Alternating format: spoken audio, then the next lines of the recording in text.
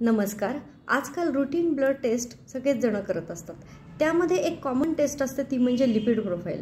Lipid प्रोफाइलचा जेव्हा पण report येतो तेव्हा सगळ्यात आधी सगळेच जण बघतात ते कोलेस्ट्रॉल।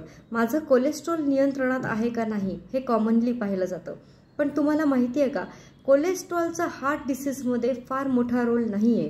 तर हार्ट डिसीज होण्यामागे सगळ्यात महत्त्वाचा रोल आहे तो ट्रायग्लिसराइड आणि HDL कोलेस्ट्रॉल या दोन गोष्टींचा।